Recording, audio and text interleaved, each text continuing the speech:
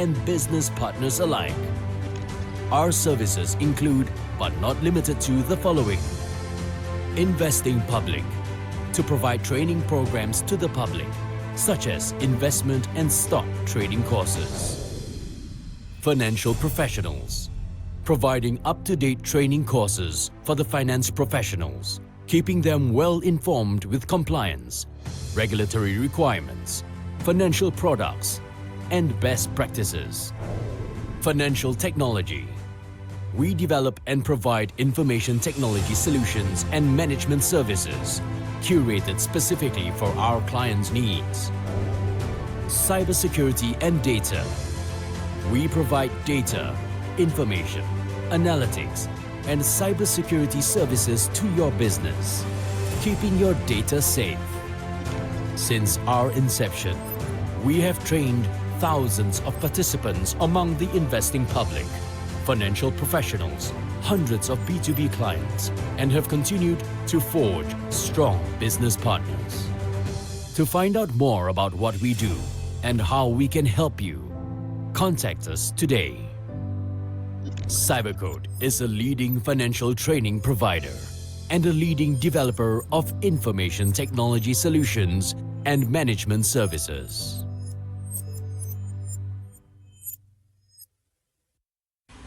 Hello, hi, my name is Abby. I just finished the MIW course, and what I can say that prior to this course, I thought my fundamental analysis was very good, and I thought my technical was fairly okay. But after this course with Jay, he really highlighted a lot of basic things and also certain in-depth things that was related to the current industry. And I can say that it was something that is really enlightening. And it was a really good course that I would recommend to everyone who wants to instill more knowledge on technical and also fundamental analysis. And yes, definitely I will recommend it to most of my friends who are in this industry and whoever who is interested in stock analytics. Thank you. The Institute of Banking and Finance, or IBF, was established to foster and develop the professional competencies of the financial sector. IBF is dedicated to empowering practitioners with capabilities to support the growth of the Asian financial industry. It is the national accreditation and certification agency for financial sector competency. Developed by the industry for the industry, IBF Standards is a set of competency standards benchmarked to international best practices. IBF's vision is to be the Asian standard of excellence for practitioners in finance. IBF Standards covers 13 industry segments and offers a wide range of development roadmaps. IBF Standards offers accredited programs to guide a financial practitioner from licensing examinations to professional certification. IBF Standards certifies financial practitioners at 3 levels. An IBF qualified individual is one who is equipped with a broad base of capabilities and foundational competencies to undertake new roles. An IBF advanced individual is one who has acquired applied knowledge and complex analytical skills for specialists or leadership functions. An IBF fellow is an industry veteran who has demonstrated professional mastery and exemplifies thought leadership and commitment to industry. The IBF certification mark, a set of parallel elevation bars, symbolizes the close partnership between IBF and the industry. IBF certification is therefore an industry-endorsed mark of quality that recognizes individuals who exhibit professional excellence, integrity, and commitment to the industry. Be part of the IBF community of certified financial practitioners. Participate in continuing professional development programs. Avail yourself to learning resources to plan your career. There are also opportunities for mentoring and networking. IBF, the Asian standard of excellence for practitioners in finance. Hi, good day. My name is Guotong. I just attended MIW. Okay, the key things I take away actually is two things. One is a framework to actually use fundamental analysis and technical analysis and how to synergize them together such that you can actually look for value stocks and for you to actually to catch on the opportunities for the shares actually trending higher or lower. And the second thing that I learned is not a lot of other courses in all those other big courses will actually offer you is actually position sizing, because in this case most of the investors will try to jump into a position right away after a jump out with their entire position up out in this case. What Jay actually taught us is actually to do it in sizes such that you can actually catch on your opportunities, and as well as allowing another portion of your investment to actually to ride onto the trend itself. And this can actually eliminate the psychological biases that most investors will actually fall onto it. So therefore, based on these two key learning lessons, I would highly recommend you to actually take in MIW. Thank you.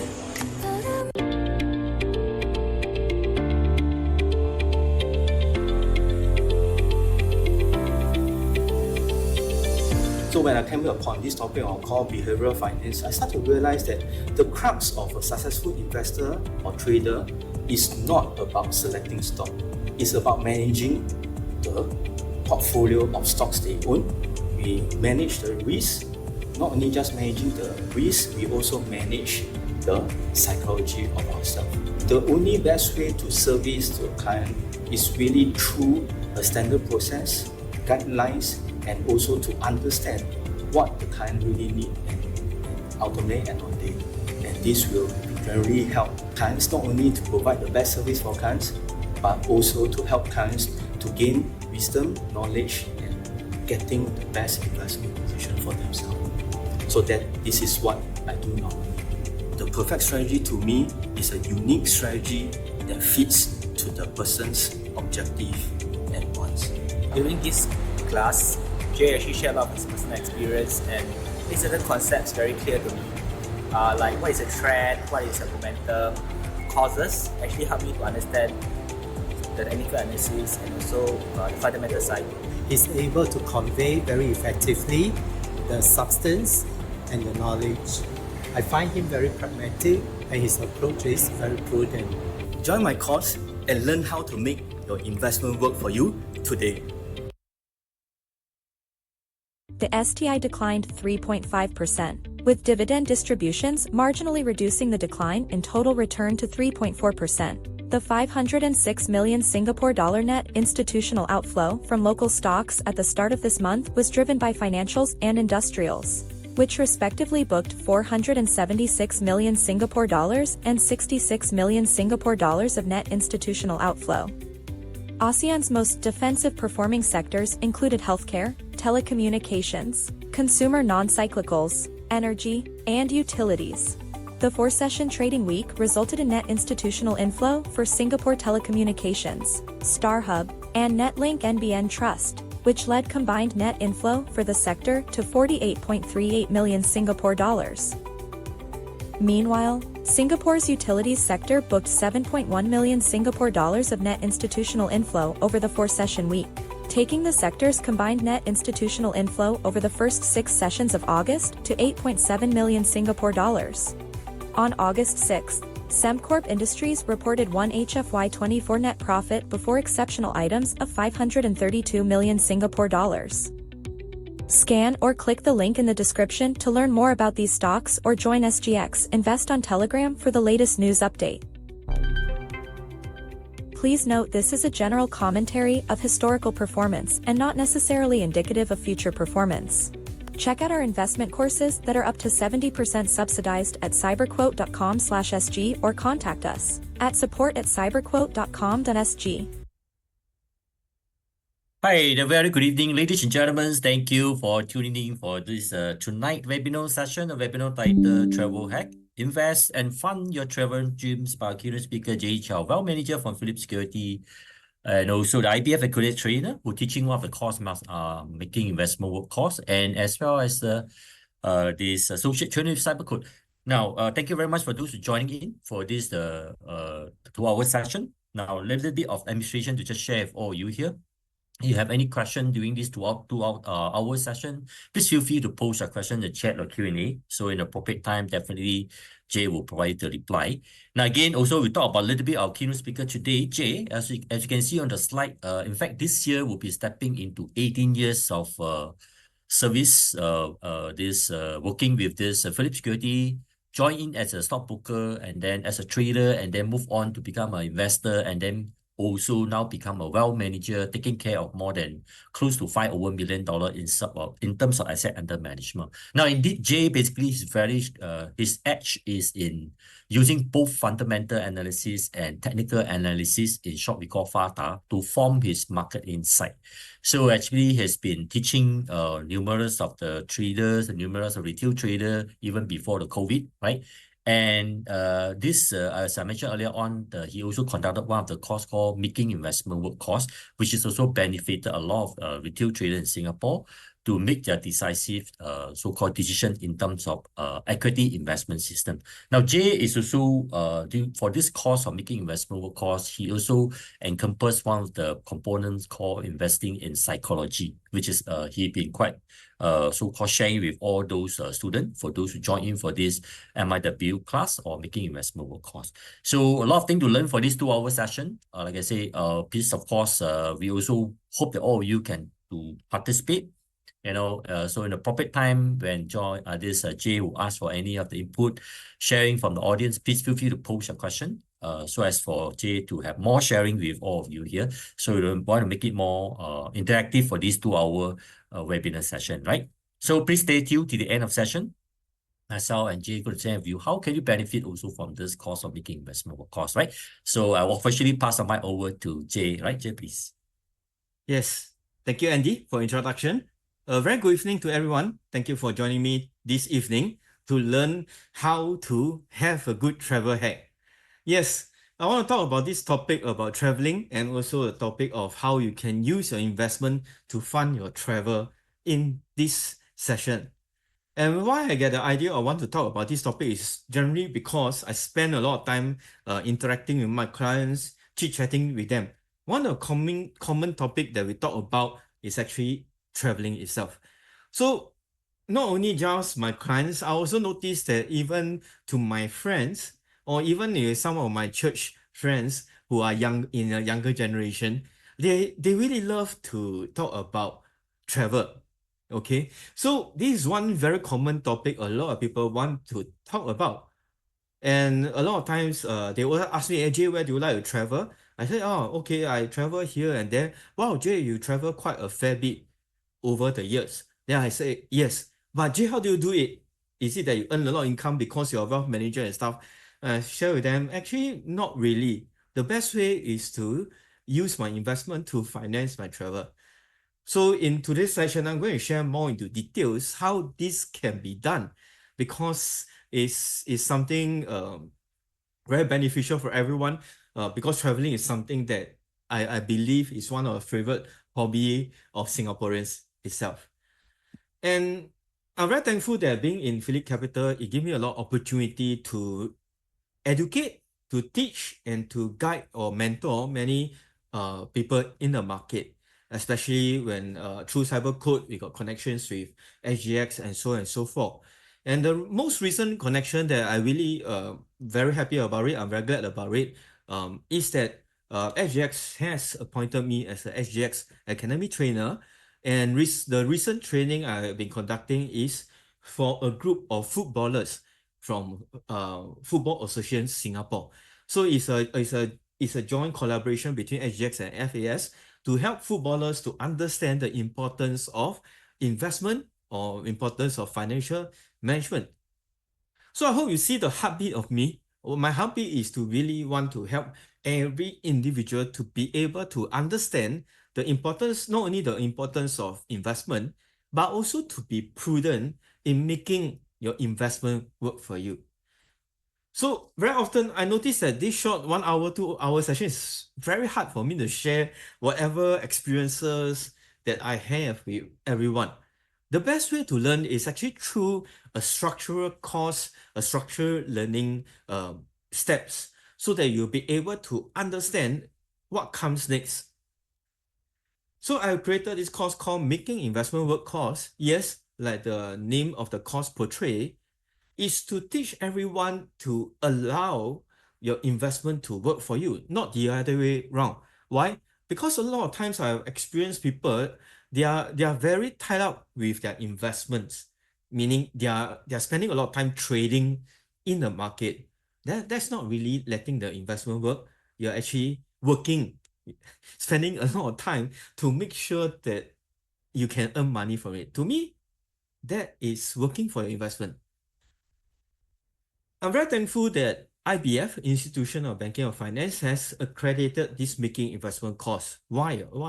I'm so glad about it. It's because this accreditation marks that whatever I'm training is not just based solely on my personal experience as a professional, but more importantly, it also marks that whatever I'm training or teaching, it is also what professionals are truly practicing in the market.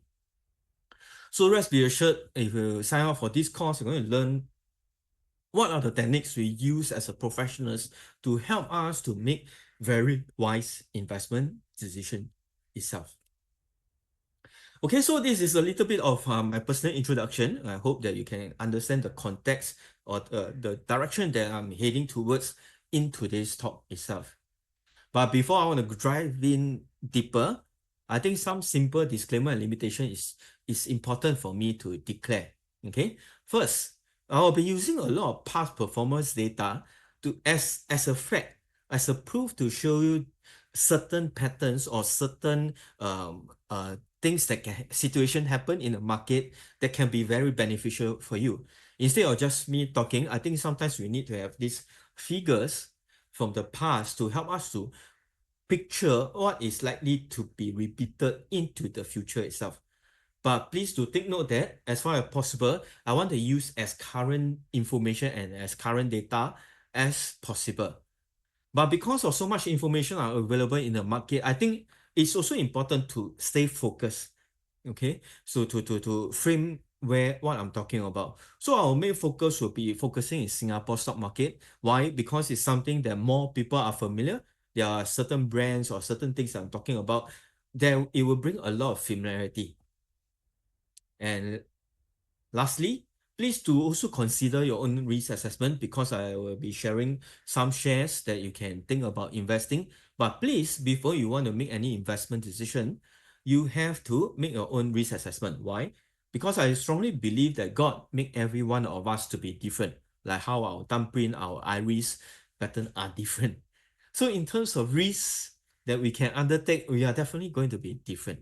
Okay, so please understand the certain level of risk, your own personal risk before you make any investment decision. Lastly, I pride myself as an investor in market. So when I pride myself as an investor in market means that at all times, I surely have some invested positions in the market. It may be companies that I'm going to talk about, or it may not be.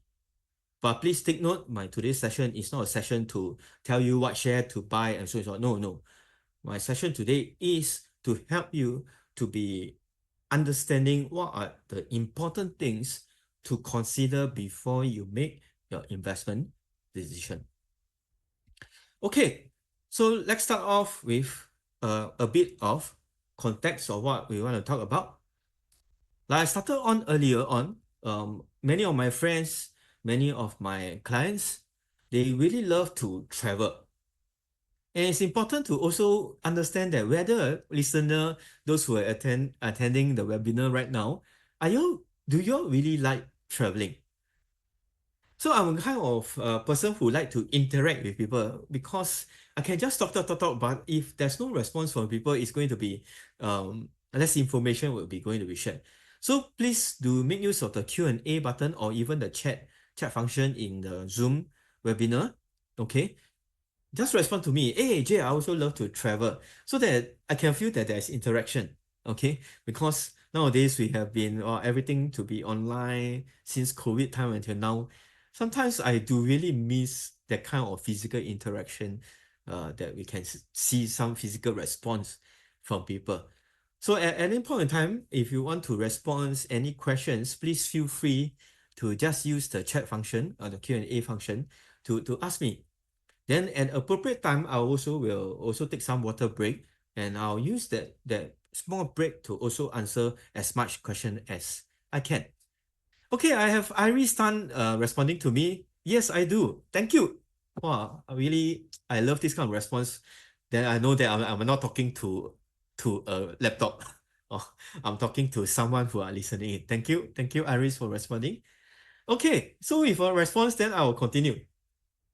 Now, because very often, how we judge things are very often based on our social circle.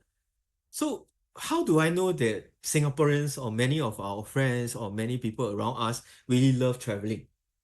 So this year in 1st July, okay, the second half of the year, start of second half of the year, Straits Times came out with this article. It really caught my eye, talking about Singaporeans are top online searchers of travel and among the biggest holiday spender.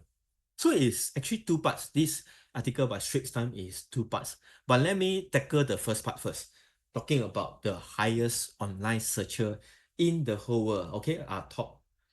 So according to Google report that is released on 12 June, wow, also very recent information, Singapore ranks first. So not just our airport is the first.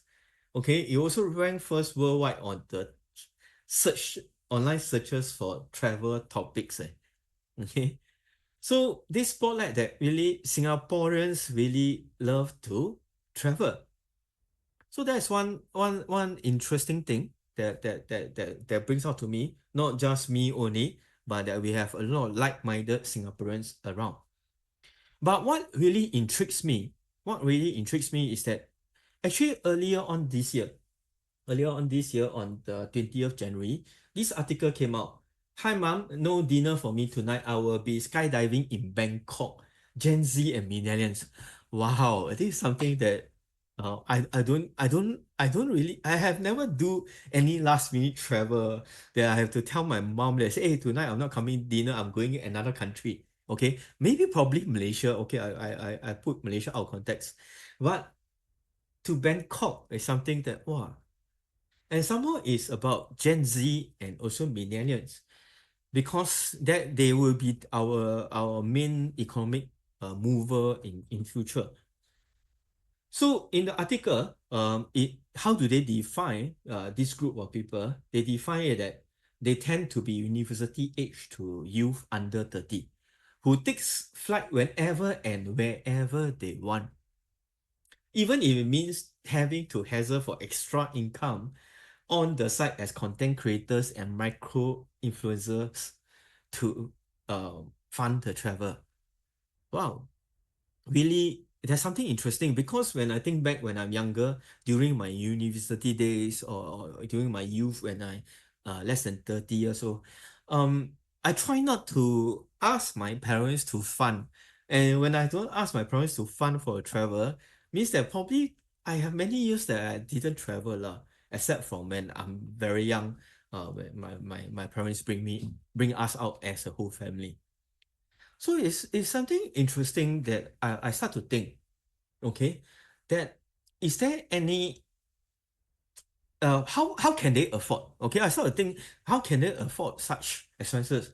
So a lot of them work extra income not to survive, you see. That's something very interesting. They work to get extra income not to survive, but to pay for travel experiences. So something that wow, really very interesting, whether you can afford such experiences. But later on, when I look deeper into article, I start to think a lot of young generation, they say, okay, we need to, you live only once, we call it YOLO. Will such kind of experiences really benefit them in the future? Probably qualitatively, it will benefit them, it will help them to open their mind that, hey, actually, there are a lot more in the world. We are actually very small, but there are a lot of things that we can explore or a lot of possibilities can happen. Yeah, I believe that this is something very beneficial. But on the other hand, when I think about it, will there be any financial impact to them in the future? Or any other impact, not just financially, that they can delay certain things in their life in the future, like for example, marriage, okay, or for example, owning their first property, a place for themselves.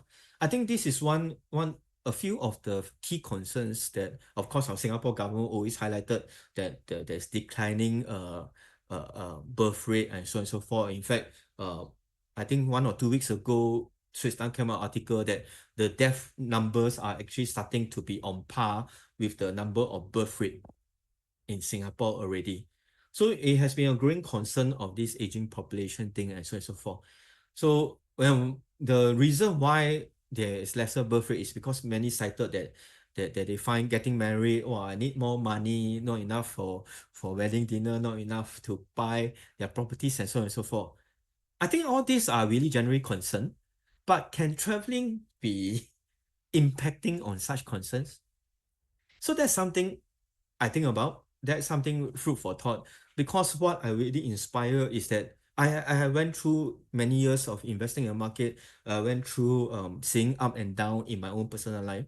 My personal passion is that how can I impart this knowledge to the younger generation, and how do I help them to know the importance of careful and good financial management? So in today's session, I'm going to share with you my insights, okay, into how to find out this answer, what's the impact of such experiences for their future, and so on and so forth. And after that, then I'll share with you also how I myself um delaying my gratification or going travel. Now as I start to age and start to get older, I start to enjoy my life more. Okay, so it's something for your thoughts, but also I share that certain things can be done. Certain things, what is more important and stuff, of course, you make a judgment. But from my perspective, monetarily, financially, you see there will be very likely a huge impact. Why do I say so? It's because I find that traveling can be very expensive, especially nowadays. For the past 2 years after the borders are open, the flight ticket, the air ticket has been increasing in price. Not because just solely of inflation, but because of the demand for traveling. So how much is expensive? How do we define it is expensive and stuff? And how much how much does a traveler spend actually in a year? So that's something at the second part of the July 1st article, it talked about. Okay. So on the left-hand side, or left side of the snip notes of the article, it is being stated from the World Tourism Organization data in 2022, before the air ticket prices increases, okay, increased drastically during 2023 and 2024. The average Singaporean traveler shells out US dollar $2,966, which represent $4,030 in Sing dollar. Okay, for an overseas trip, and this ranked the third highest in the world. So, as an average Singaporean, I think about it, and actually, usually most Singaporeans spend around this amount level okay, on average per trip. 4,000, I think that's quite accurate. Okay, I believe it's quite accurate. I don't know how much we spend for a travel, but 4,000, let's use 4,030 as a figure of measurement. Okay, and the next thing is this, but here is talking about per trip, okay, and overseas trip. So how frequent does Singaporean travel?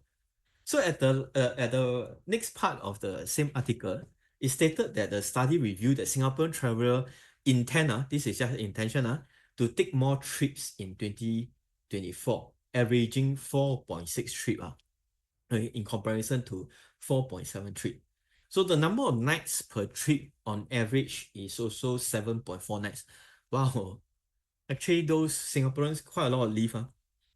Okay, in fact, probably because of rollover leave over the years since COVID-19 until now, can be one reason. I'm not too sure. But more importantly is that, wow, 4,030 per trip. And if I do 4.6 trip, means that per year, how much do I spend? Per year, I spend every Singaporean, not I, okay, every Singaporean spend $18,538. I step back and start thinking, oh, actually, that's quite a lot. Okay, that's quite a lot. So that is the base assumption.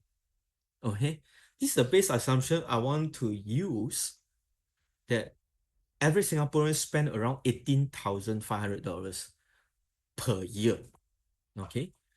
So when we know that every Singaporean can spend so much per year, can they really afford it? That my main concern is that whether to decide whether is it expensive or not expensive, can they afford it? And if they can afford it, then to what extent they can afford it? So how do I measure that to decide that expensive or not? So that's where I look into median income, which is also average income of Singaporean, to see whether they can afford traveling or not. So based on this dollars and cents article, which based on the year 2023 median income, the median income, including employer CPF, is 5,197 per month. So if I calculate by per year, will be around $62,000. That means 1 year, the yearly annual income is around $62,000. But of course, the $62,000 will include their CPF portion, which on average is around 37% of their annual income is being contributed in CPF. But based on if assuming individual Singaporeans spend 40% of the money, what is remainder is 23%. Okay, if I save 40, if I spend 40% of my money, means that my per year expenditure is actually around $25,000. Now think about it, okay, if I travel every year spending $18,500, my expenditure is $25,000. If I determine that, if I deem that my travel is part of my expenditure, it will mean that 25,000 minus 18,000, I will have $7,000 as a living expenditure.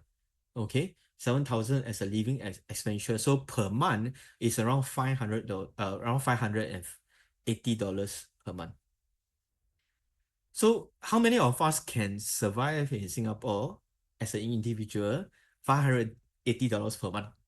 So I think about it, wow, it's mind blowing. I don't think so. Okay, I don't think so. So meaning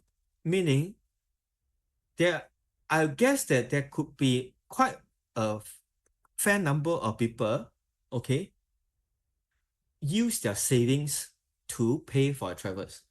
But if I base on the 23% of the annual income to calculate as a savings, which means that it will be around $14,300. And $14,300 cannot be enough to pay $18,000 of travel expenses, okay, for a year. So what does it portray to me? I mean, what do it imply?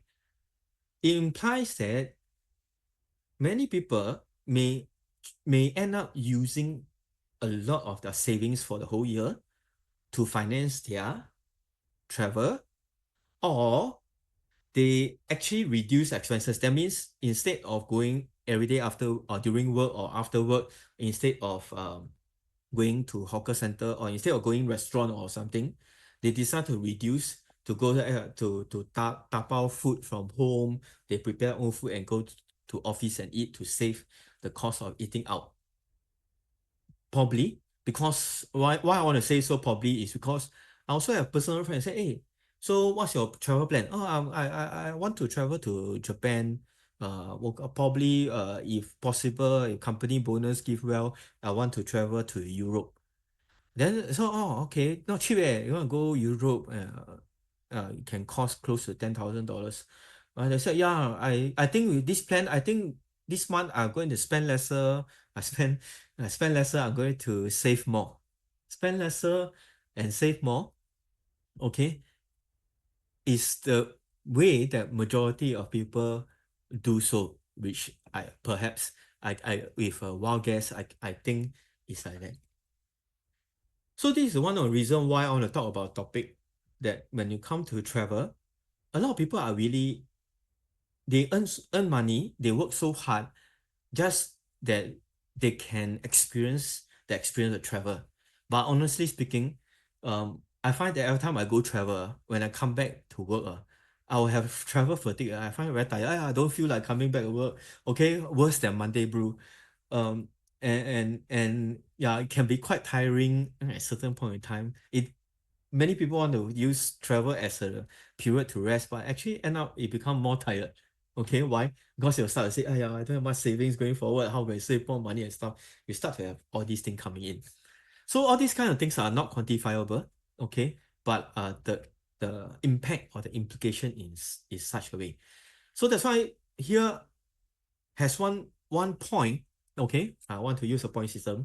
One point to justify that travel is expensive. Okay, traveling is expensive.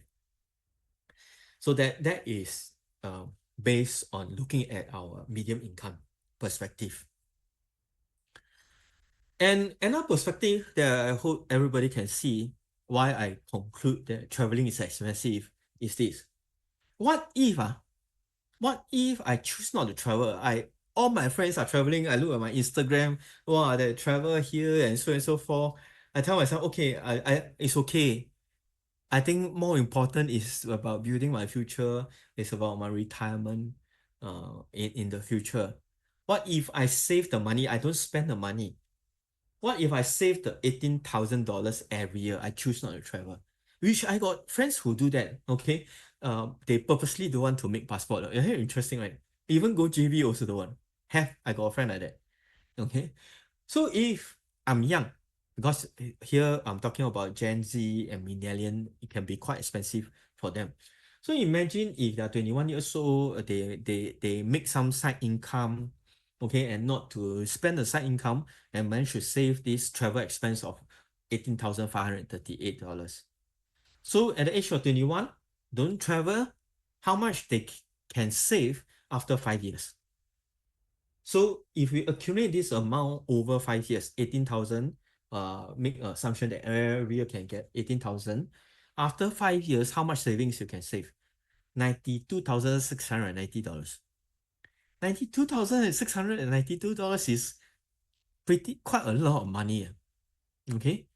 So at the age of 25, it's actually an age, majority of people will start to think about getting married and stuff. So when I talk to people who are at 25 years old, I say, hey, so how some of them dating already for quite a while. I say, hey, how are y'all preparing for a wedding and so on and so forth? A lot of them will say, hey, actually, I just started my career. I just earning money. I don't have much money to start a wedding. But when I look into their travel experiences, oh, they spend quite lavishly on the way they travel out. So $92,000 is more than enough to have a pretty good wedding lah. Okay, I wouldn't say that kind of very high end wedding, but wow, can have a wedding dinner to treat your relative, to treat your close friends, more than enough. Okay, so that's probably one issue over here, the cost. Then if we continue this until the age of 30 years old for 10 years, the total accumulated amount will be $185,380. I have a lot of people at around age of 30 years old kind, AJ, after many years I got some money, but what to do? Then I tell them, a good way to look about investment, I should think about investment. A lot of them at 30 years old, they start to have their career more stable already, want to invest. Then say, hey, Jay, I don't have much money to invest. You think $10,000, $20,000 enough? I said, okay, can have a good start. But if they don't spend the money and save the money until the age of 30 years old, actually, these traveling expenses can go up to $185,000 on it. And of course, if you talk about wanting to invest at age of 30, you should have quite a fair bit of savings. And this amount, 185,000, I go and check it out and find out actually is more than enough to pay for a down payment for a 3-room flat or 4-room flat down payment. Okay, so a lot of people say, hey, HDB flat are getting more and more expensive. Yes, the price are surging. Okay, but if they are able to save not to travel for 10 years, actually enough to down payment already, and it may help to reduce the monthly installment some more. So that's another opportunity cost if you choose to travel young, okay, and also choose to spend away the money. And of course, if I bring it forward until closer to my age, 40 years old, because now I think back, I have a bit of regret what I did when young, spend my money here and there. If I'm able to continue to save this 18,500, not to travel for 20 years, which is not easy, honestly, okay? But the monetary implication will be at 20 years, there's a total accumulation of $370,000. And this $370,000 is enough to pay for down payment for a $1 million private property. Okay. So if we choose not to travel, okay, if we choose to not to have desire to travel, actually can save really a lot of money as a Singaporean based on median income. So that is one angle that I also want to help all of us to see that actually the cost of traveling is not just the tour package or the air ticket or the accommodation we pay. The cost is as an opportunity cost of using the same amount of money to do some other things that may be more important. Like for example, getting married, for example, getting our first HDB, or even thinking about staying in a private property that is more than 1 million. So there are implications. So it's not just simply, oh, I travel, I can enjoy, okay, I can go Bangkok to eat dinner instead of eating my mom's dinner. That is something that I thought about. Okay, where I learned through my times. Okay, I already now 40 over years old already. I learned through, I actually could have done better, but I cannot reverse the time. But what if this money I save, I don't put inside bank account? Okay, I put inside CPF ordinary account if I can put inside CPF ordinary account. But I want to use CPF ordinary account as a baseline. Why? Because it has been very consistent paying 2.5% return per annum. Okay, and it's cumulative in numbers one. So if I choose to put the 18,500 into CPF at the end of age 21 years old, there will be a $19,000 value, which means again 463 lah. Okay, but after 5 years, in terms of accumulation, you will be accumulating $99,000 or $100,000, which is an increment of just leaving the money, accumulated money as cash, okay, of 7,200 like that. And if I continue to just hold on and put inside CPF to age of 30, by age of 30, you got 200 plus $1,000 extra, okay? And then if up to age of 40, it will be 485,000. I repeat again, $485,000. I didn't make a mistake in calculation over here. Meaning, at the age of 40 years old, you will have $500,000, close to $500,000 in your CPF if you can put $18,000 in the CPF. Wow. When you include accruing interest, accumulative interest into it, the numbers get bigger and bigger over time. And that is the snowballing effect of investment return. Okay, investing in your CPF consistent over the years, you can see this is the numbers. So that's where it started to blow my mind. I say, yeah, 早知道 I should younger, I shouldn't spend the money to go for a lavish holiday experience and so on and so forth.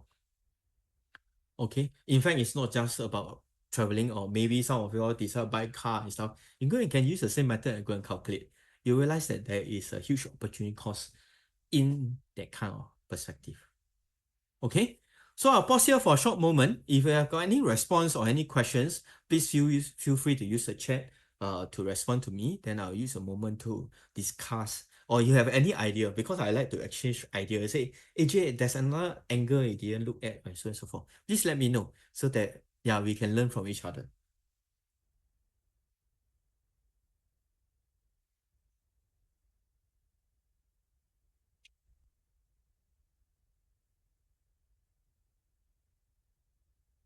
Okay, so far no response, but it's okay. If you have, please continue to type out or whatever. Then at appropriate time, definitely I'll answer you. Okay, I'll respond to you. So the next part of what I'm going to share tonight is this. Then, Jay, we talk about travel hack, how to use the investment to finance our traveling. How to really travel for free. Can it really be done? Okay. Now, this concept of traveling for free, actually, this inspiration comes from one person that is very close to me, and I really look up to him and learn from him. And that is my father. Okay. So this year, I'm very glad that I'm able to travel with my family to the land of Tibet. Or went up Tibet, what experience Tibetans' life and so on and so forth. Of course, the facing the high altitude sickness and stuff is a fantastic experience, especially together with my parents. It's not a cheap trip, okay, because three of us, the total cost goes up to around $15,000 to $16,000. I haven't included the shopping. Actually, nothing much to shop, honestly, um, for the travel packages and stuff, and of course the tips and add all this in. It's quite a fair bit of money, but I'm glad that we are able to go for this trip without paying a single cent, based using our hard-earned money. Okay, how do I define my hard-earned money? Meaning, if I have a salary of $5,000 this month, of the 5,000, I have to set aside $3,000 to finance for my travel, or $2,000. I find these are hard-earned money. So since young, what my father teach me is that when I'm young, I'm very blessed. My father bring my whole family together with my two sisters to travel to different countries, and we get to experience the culture of different country, which open up our mind. I'm very glad. But whenever we travel, since young, he always says, "Hey, you went, you see, you went Gold Coast and stuff. This Gold Coast trip not cheap, you know." I said, Jack, yeah, not cheap, thank you. Then he said, actually, the stock market, Mr. Stock Market, pays for the travel. Wow, that's interesting. Stock market pays for my travels. And in fact, he's semi-retired right now, in his 70s. In fact, for the past 10 years, okay, for the past 10 years, 1 year, he has been traveling. 1 year has been traveling at least 6 times. Okay, if not for COVID, we could have went maybe every month once. And what's more important is that this coming Sunday, I'm going to drive him and my mom to airport. Yeah, my parents are traveling again. To where? To Greece. Okay, I think 12 days or 13 days trip to Greece. Just came back from Tibet, and during the month of April, and in fact between April and this coming September, they also went for a few cruise trip with friend. Okay, and my mom, I think, went one overseas trip with her friend. All this, how come they can afford? Okay, it's because the investment they have invest when they are young until now, the investment pays dividend, pays a return, and this helps to finance their desire, their passion for traveling. Okay, so they have paved the way to this kind of lifestyle since young. And guess what? This can be done for you also. So that's where in tonight's session, I'm going to share with you how this can be possible, that you, when you go for travel, you still need to save, okay? But you don't need to go and cut down on the food you eat. No need to cut down your expenditure in order to get the desired trip. But what you need to do is that we need to cut down inside. What are things we need to prepare for kind of traveling for free is simple. Number one, instead of going when you are young, okay, if you are younger, or even if you are not so young, you can consider this also. You plan for a travel budget, roughly you have a travel budget. Like for example, I've been using $18,538. So you don't use this money to travel. Instead, you save this money. And when you save this money, you invest this amount of money into the stock market. and you keep on repeating this yearly. Okay. Then after investing, but I still desire to travel how? Okay. So when you invest into companies that pays regular dividend. Okay. Consistent regular dividend. And then when you pay regular dividend, let the dividend pay for travel. That means your budget will be definitely going to be reduced because you cannot expect that, hey, I invest 18,000 that whole year, the dividend will pay you 18,000. Impossible. You, based on the dividend payout to you, use it as a travel budget. Okay? But the concern is this, we cannot put 100% of money in one particular company now. The best trick to do is to build a diversified portfolio. That means you split your 18,000 every year. Probably, maybe first year you can focus on one or two companies to invest in. Then second year, we got extra 18,000 come out. You invest in another two companies. You start to build a diversified portfolio. And you build a diversified portfolio, the key is that you must stay invested because a lot of times when share price goes up, a lot of people, I make money already, I sell already, hope that share price come down, then I buy. And then when you buy another stock that doesn't perform well, then you start to lose money and so on and so forth. That's where staying invested is very important, which I always like to emphasize to my course participant. I say sometimes you have to think about staying invested. Why I want to say this staying invested is important is because of some example. So let me show you the first example, STI ETF. One of the popular thing that I always like to introduce to people, okay, when they are new to investing in the stock market, they are new in investing in shares. And normally my approach is that when they are new, they're going to find it very risky. So when they find it going to be risky, I cannot recommend people to invest in something that is going to be much more riskier. So we want to look at something that is less of risk, okay? Less risky. So how do I define less risky? Meaning the chances over time of losing money is going to be very, very low. But however, the concept of low risk, it also equals to lower return. Okay, doesn't mean no return. Low risk doesn't mean no return. It means lower return. So STI ETF offers pretty good return over the years. For example, over here, I got a 20 years STI ETF chart since July 2004 until August 2004, 20 years worth. Okay, over these 20 years, the share price actually appreciated by 77%. In terms of share price appreciation, it's around 3.8%. But if you look carefully, the share price early in 2005 to 2009 is quite volatile. Wow, share price could go up and drop very quickly. But after year 2010, okay, year 2010, the share price of STI ETF remained pretty stable from the range of $2.50 to $3.50. This ratio is pretty stable. Like what I said, people who are new, it's better to introduce something more stable. Okay, and yet at the same time still can make some money. 3.8% per year over 20 years. Okay. And not only that, STI ETF, another benefit of investing in STI ETF is that it's been diversified into 30 different companies. Why? Because STI ETF tracks the indices performance, which is STI. And STI tracks 30 companies. So meaning what this ETF do is that it will straight away invest into 30 different companies. So automatically you build a diversified portfolio already. Okay. And the third advantage is this. Over the period of these 20 years or over even going forward, okay, STI ETF also pays dividends. Why? Because the 30 company that has been selected are generally, majority are good performing company.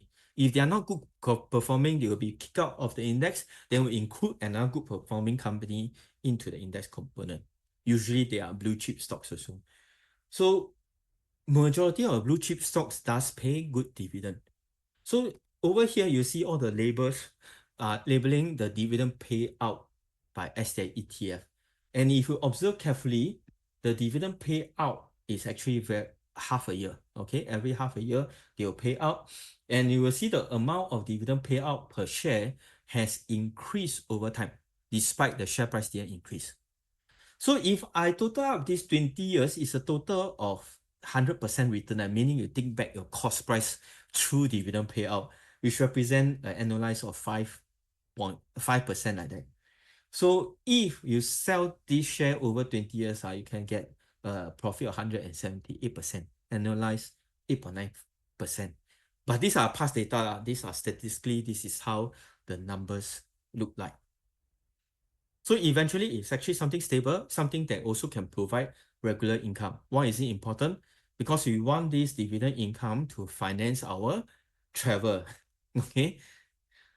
So if I put it into numbers, okay, how will it become? What if my $18,500 travel budget is being invested into STI every year?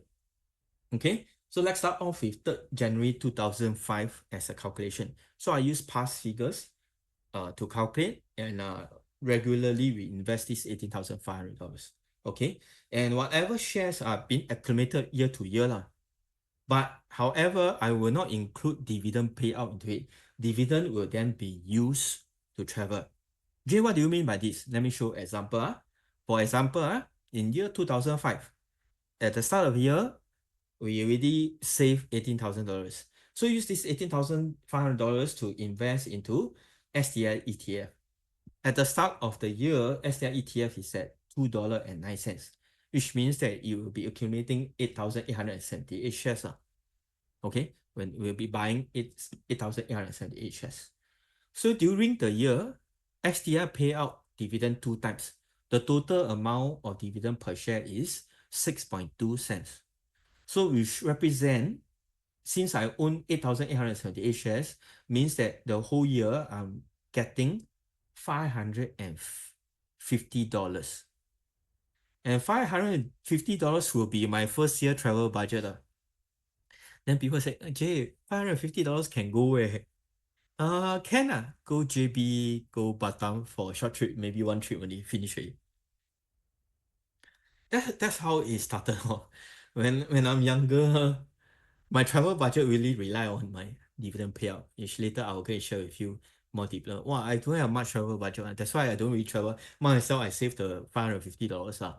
But if you see the idea I'm trying to portray, since the whole year I get $550, then I find a place to enjoy my travel for $550. Okay, so if you repeat this thing for the next 20 years, okay, from 2005 until this year, 2024, okay, this is how it will look like. Okay, I will not go deeper into numbers, but more importantly is that after 5 years, we have accumulated $92,690, and you have accumulated 37,518 STI shares. Okay, STI ETF share. But during the year, how much dividend we're going to receive? On the 5th year, the dividend you receive is 3,377. So that means your travel budget at the 5th year, which is at the age of 25 years old, will be 3,000 plus, which is actually pretty good. Enough to go for one trip in where? Okinawa, okay? It can be a good travel budget already. Just 5 years only. Then, on the 10th year, okay? On the 10th year, it will be 5,936. Now, bear in mind, over here, over 10 years, 550 doesn't mean that, hey, I saved the 550, it means you go for travel. Then at year 2006, 1,400 means that you go and spend your 1,486. So by every year, you will see that your travel budget will kind of increase, but sometimes it decrease because of the dividend payout. Some year may not be as good because of market or economic conditions. So generally speaking, you'll see your travel budget will start to increase year by year, generally. Okay, so by the 10 year, you got around 6,000 of travel budget by the time you age 30 years old, which is pretty good. So if I talk about this year, okay, this year I think majority of the STI ETF, the dividend has paid out already. So if you talk about this year, if you have been accumulating 18,500 since 2005 until now, the dividend you receive is a total of $20,000. $20,000 is actually more than the 18,000 budget you started off in 2005. Do you see the magic? Okay. And not only that, every year you spend away the dividend, the accumulated amount of money that invested is an accumulation of $370,000. And this $370,000, did you spend away? No, it still remain invested in STI shares, which means that $370,000 is giving you a total of 125,884 shares of STI ETF. And if you decided that this year 2024, okay, I have enough, I don't want to continue this kind of pattern anymore, you decided that I want to sell away this STI ETF, it will be a total worth of $439,000, 461 cents. Close to $500,000 already. And this represents a profit of $68,000, $701 itself. That's a lot of money. Okay? That's a lot of money that have accumulated over the years. And you also have a price outside, there's a price gain. So what I'm trying to say is this. You stay invested, you still get to travel. But when you travel, you no need to save as hard. You no need to reduce your expenditure, your daily expenditure. In fact, you still retain your hard-earned savings, and not only retaining, because of the growth in the share price of STI ETF, you still have price appreciation over the 20 years. How good is it? So that has been a working concept since young that my father has been teaching me. Of course, when I'm younger, I don't believe. But over the years now, looking back, I said, hey, thankfully, I start to realize the fact by the age of 25 and above, I start to save, I start to use the same methodology, I start to seriously consider this way. So something for you to think of. I'm just simply using STI ETF as an example for you to think about. Okay, so I'll pause here for a short moment for a very quick water break. Any questions, please feel free to ask.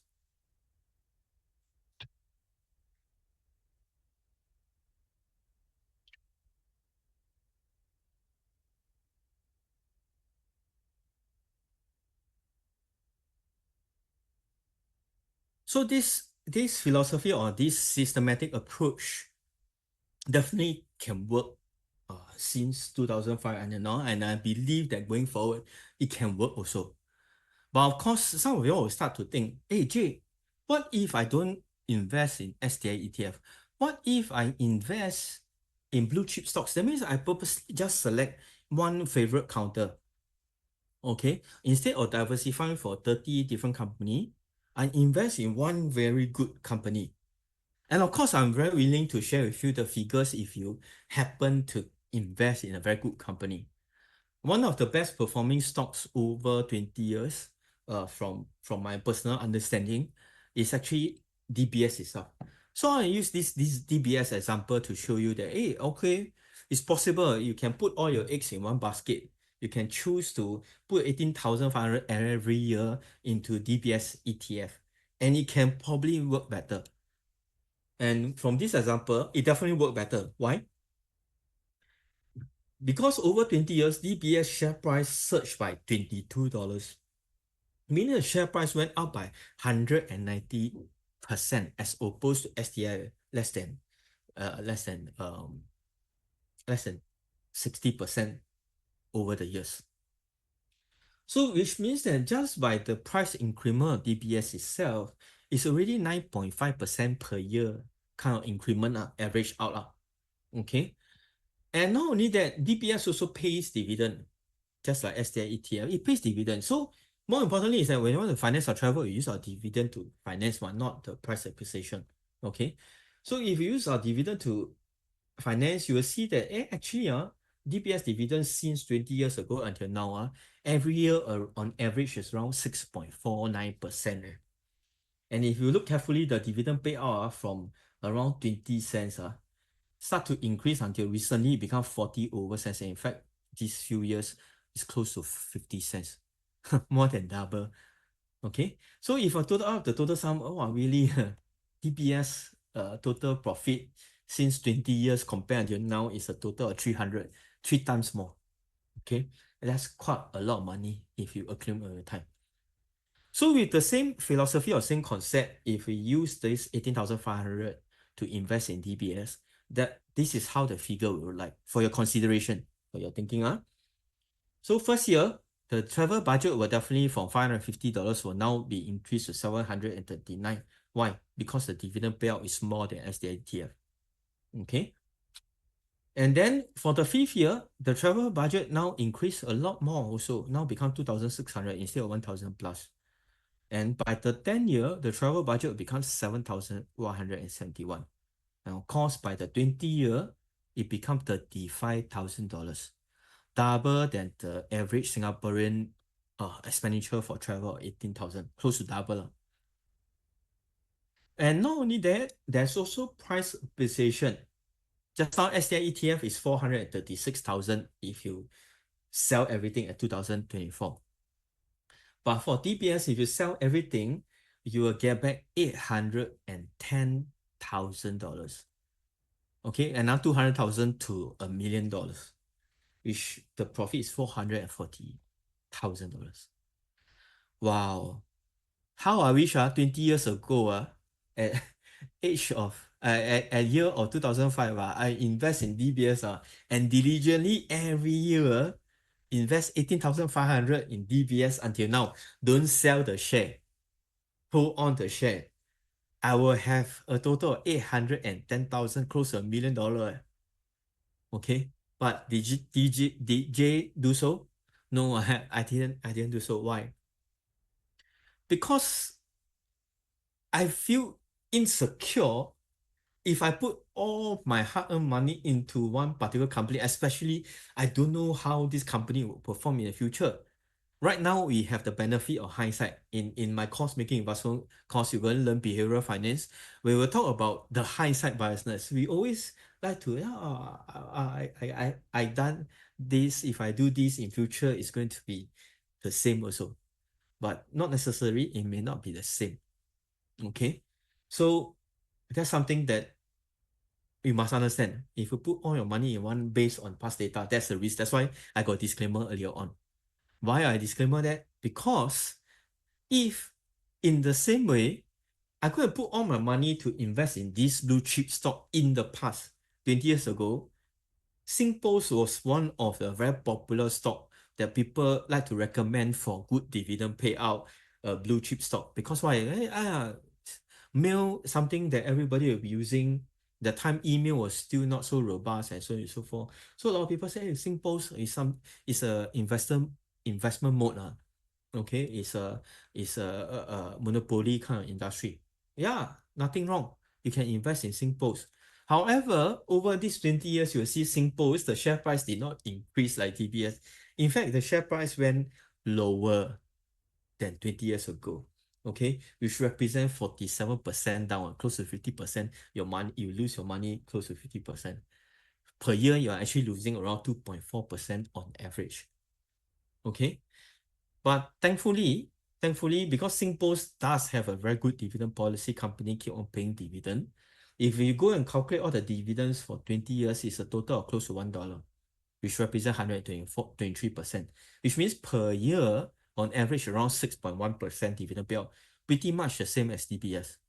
Okay, so if you total up, you say after 20 years, I decide to sell SingPost, chances is you are still profitable. Okay, 3.7% on average per year. Still profitable. Okay, but at least you still can get back your capital plus some profit to beat the inflation of 3% on average over the years. So if I use the same way and invest in SingPost, I will not lose all my money definitely. But what's the implication? The implication is that first year I get a lot more travel budget, just like for DBS. Wow, DBS 700 plus. Now, first year I get 1,100 I did as my travel budget, which quite a lot. Okay. Then on the fifth year, it also quite a lot, 5,000 plus. Okay, as opposed to 4,000 plus. Then by the 10 year, 11,000, not bad, like we're close to 18,000 by the 10 year. Right, so opposed to $7,000+ in DBS. However, because of poor performance of company over the years, at the year 20, suddenly your travel budget go towards less than $12,000, now become $2,000+ only. So if the company doesn't perform well, you are at the mercy of the performance of the company. It doesn't perform well, you get lesser dividend. Your travel budget get lesser. Especially after 20 years of wait, you hope that AI can have 18,000, but end up only 2,000 plus. Okay, how would you feel? And not only that, the share price also drop over time, which leads you to, at the end of the day, you only can get back $169,000, which means it's a loss of $200,000+. How would you feel? So that's the reason why I didn't invest all my money into DBS. Okay. And of course, I also didn't invest all my money into SingPost. We need to take an average of everything. So that's where building a portfolio of shares is important. And of course, what I always have been emphasizing is about building a dividend yielding portfolio. You can build a dividend yielding portfolio for yourself. It can be done. And if you don't know how to do it, that's where I myself will come in to train you and teach you how to make your investment work for you. And when your investment work for you, you then will have a freedom to travel in future without saving very hard, without screaming on your expenditure for every month itself. You can build a good dividend portfolio to finance for your holiday. I think all my numbers, all these are hypothetical, has been showing you hypothetical, what if I invest in STI ETF, what if I invest in DBS, or in worst case scenario, I invest in SingPost itself. But the reality is this, we need to build a diversified portfolio. When you build a diversified portfolio, the impact is that it will lower risk. So when it lower risk, it also means that it also lowers the potential return itself. To make it more realistic, I think the best example is that I want me, myself, Jay, as a trainer on making investment, I also want to inspire people through real life scenario. Like just in my course, I don't use just case study to teach, but I also want every participant to use what they learn to practice on real current market situation, current scenarios. We practice it, then you'll be able to see the numbers over time. So right now, I'm going to share my personal returns over the years. In year 2011, it's not 2005, 2011, and 2010, I start to realize, hey, I think the best way to help people understand things is to show them evidence. It's always important thing is to show evidence. But how to show evidence? That time I was pretty young. At the time, I also not a lot of savings. I was spending away a lot of my money when I'm younger. Then I decided, okay, I cannot do this kind of lifestyle anymore. I better set aside some money. Not only set aside some money, it's not that, hey, I use my money to trade in and out market, but I set aside this time round. I want to see whether investing in a market, is it better performer or comparing to trading. Last time I used to trade the market. But at year 2011, I decided not to trade because I realized that, hey, whatever I trade, I make money. Then over the years, I seems to be returning back to a market. It's like a zero-sum game. And then I go back to think about, okay, how to properly invest, let my money work for me. I don't need to be so stressful about my life. I don't need so concerned about market. I just leave it and I can still enjoy traveling. So what I do is that at year 2011, I set aside 20,000, build a portfolio. That time only 4 shares. 4 shares of 4 different companies that pays pretty good dividend. So that year, I received around $1,000 worth of dividend, which represents around 5%. $1,000, it sounds like very little. But think about it, $20,000, $1,000 is only 5%. Okay, it's represent 5,000. Why? I cannot get 10,000. Why? Because my portfolio size is only $20,000. So to get better return is about accumulation. Okay. So right here, I spent at year 2011, I spent away my dividend received, but I only compound my capital gain because that year one of the company perform well, the share price goes up. I say, better take some profit. If not, then what if the share price come down or whatever? Very hard to manage. So there are some portfolio management technique. So profit taking, capital gain, or probably sometimes may incur loss can happen. So I repeat this process. Okay, investing is about repeating the process and accumulating your money over 10 years. So what I do is that I don't want to top up any money. I keep it 20,000 because it's just a trial run, trying only. So I trial run for 10 years from 2011 to 2020. Okay, the $20,000 portfolio has accumulated, okay, until 2017, accumulated in 2017, seems to be not growing well. But what I accumulated is that actually every year I will have my travel budget until 2017 pretty fixed. I realized that quite fixed. Because why? Because I never top up my account. I never top up my portfolio to gain it bigger. So at year 2018, 19, 20, I decided, okay, every year 4,000, 5,000, I go and top up, save a bit more, shift, not just for cash saving, but also start to shift a bit more towards investing in stock market. So my travel funds for these 10 years, yearly budget, you see after topping up, it start to increase also. Okay, meaning I can use it to travel, go further. But what accumulated is accumulated still accumulating my capital and also can get some level of capital gain or capital appreciation over time. So why I realized that after 10 years, I will review because I set up this kind of idea. I try it out, it worked. I realized that, actually, very consistent. So, and in terms of risk level, actually not very high risk because I take my dividend, I can invest in my dividend. But over these 10 years, in year 2019, 2020, my last budget for travel is 1,500.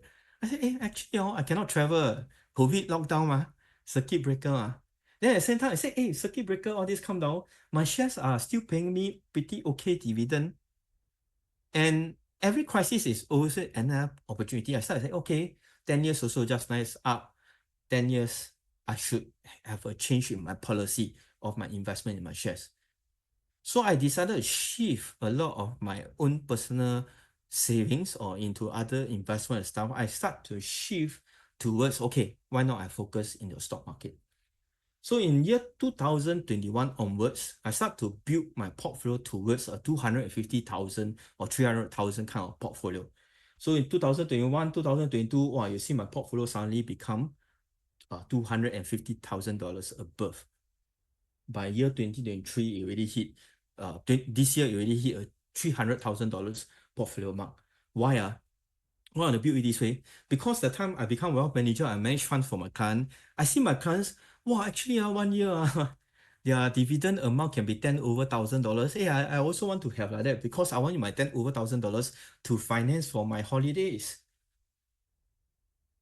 And I still can retain the capital that I have accumulated over the years. Not only retain, the capital appreciation over time also have. So it's an ongoing thing. Okay, I'm still continuing my purpose. I'm going to continue to repeat as long as I got extra money. I'll shift. Of course, we'll shift to a certain level. For me personally, I'm targeting $500,000. All are invested in Singapore shares purely. No need to trade the market. No need to and go into late nights, look at the US market, wee hours, no need. What I need is that faithfully find companies to invest in using a systematic approach to choose the right stock and invest in it. And enjoy the dividend income, enjoy the outcome without hurting my hard-earned savings itself. So I want to say that is that you can actually do it yourself also. It can be done. My father has done it. Now he has taught me over years, after many years of realization, testing it out, of course, over years, I get more confident, decided but more and shift more income or savings towards this methodology. So I believe that you can do it also. But in order to do it, what you need to do is that you need to learn how to make this kind of technique work for yourself first. So how to do it? Of course, it's best to learn from someone who has went through, someone who have practiced it through many years. And that will be me. Not just experience for myself, but also experience that my father has brought down. So it's going to be a history of 30, 40 over years of market experiences that you're going to learn. So that's where making investment course will come in to be very helpful for you. Let me spend some time to help you to understand what is the structure and how making investment work going to benefit you not only now, but also into the future also. The backbone of making investment course is what I call the complete investment process. Many of successful investors, not only just my father, myself, but I also see some of my clients are successful because they practice this complete investment process. So what is it about? Number one, they are very clear of what they want. That means they have a purpose, they have an objective. They are very clear. And when they are very clear of what they want, they will then also be clear on how much money to be set aside, budget for that purpose. So in making investment course, you're going to learn how to identify your own purpose, because different purpose will help you to identify different kind of investment strategy or styles. And also, I want to help you to identify how to have a proper investment budget itself. Once you understand that, then we can talk about what kind of investment style will be suitable. Because in the market, you can see there are tons of courses urging you to sign up for course and stuff. But very seldom they will talk about whether their investment strategy or style is going to be suitable for your kind of lifestyle. Okay? So in the market, I believe that there is only two types of general investment styles. Either you choose to be investor or a trader. AJ, I thought it's the same, eh? No, it is very, very different. If I say myself as an investor, chances is that I would like to buy and hold shares over time. Or I make it simple. I want to invest in a passive nature. Passive means that I don't need to spend so much time looking at the stock market itself. I let the investment work for itself. Usually, or in simple layman term, we call buy and forget. But don't forget, okay, you still have to stay invested. But like that, I buy and forget how to make money. Generally, investors make money through not only just price difference, you also make money through dividend payout. So best of both worlds. And this is where it marks the difference between investors and traders. Traders are people who need to actively buy and sell shares. Okay, trade in and out. Oh, share price go out, I sell it. So they need to be actively involved to understand how the market moves. Why? Because to make money, the best way to make money is to rely on the price differences. And to catch price differences, this requires time. You need to be watchful in the market. You need to have ready understanding with the market sentiment. Nevertheless, in making investment course, not only I just highlight a different investment style, but I will still be teaching two analytical style to support these two investment style as a baseline, as a structure, before you move on to go into which category. For example, as an investor, you should be focusing on fundamental analysis, where it's an analysis or study to study the company financial situation, whether so that you can be confident that in future, how well will the company perform. However, for technical analysis, it's different. Technical analysis is suitable for trader. Why?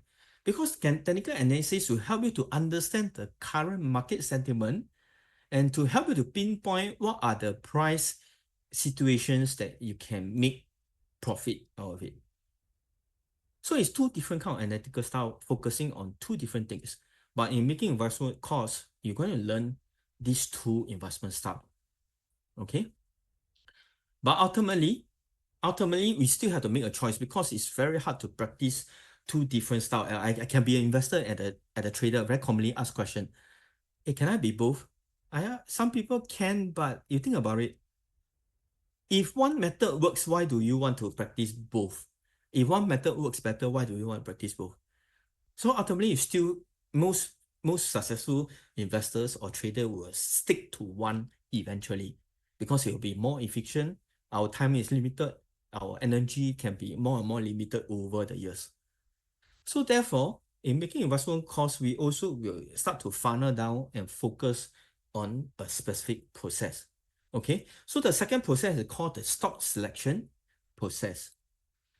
So for making investment work, we don't just only, Jay is an investor means just study fundamental analysis only. No, I strongly believe that we can tap into best of both worlds, both fundamental analysis and technical analysis. How? First, we can make use of different analytical processes to filter out the right kind of shares for us to invest in. For example, we spend more time doing fundamental analysis. Why?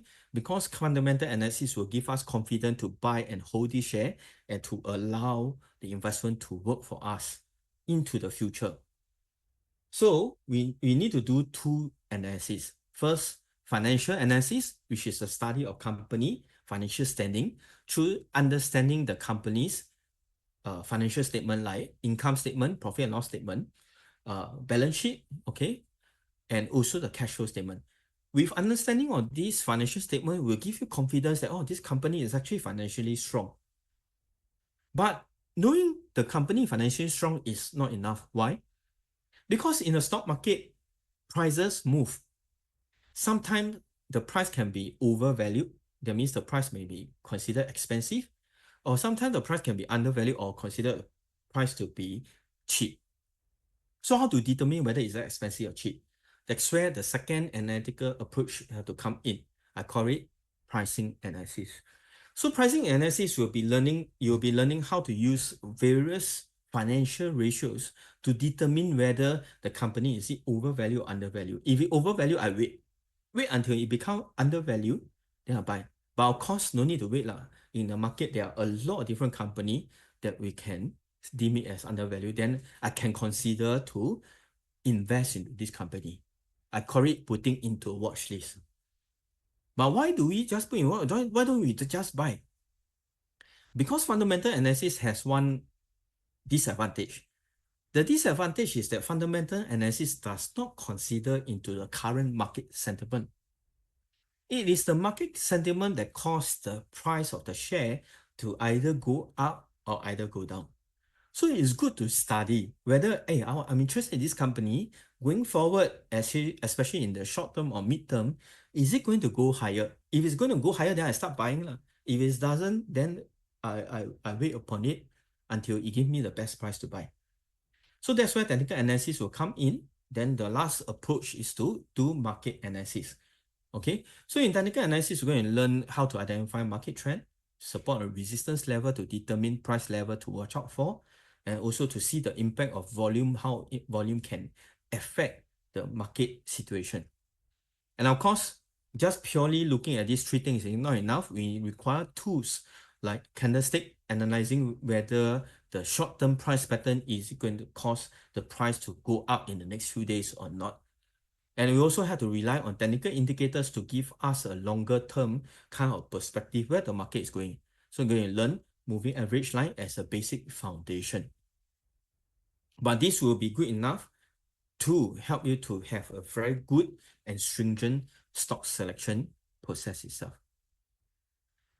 So it may sound a handful of things that you need to learn. Yes, there are a handful of things, but yet in the course, what people really appreciate in making investment calls is that we're going to use screeners. We are going to use some templates to help us to identify good companies.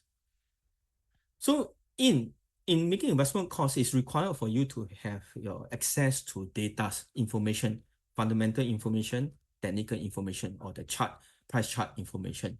So the platform you're going to use in making investment calls will be using Poem's trading account, okay, web-based trading account. Why?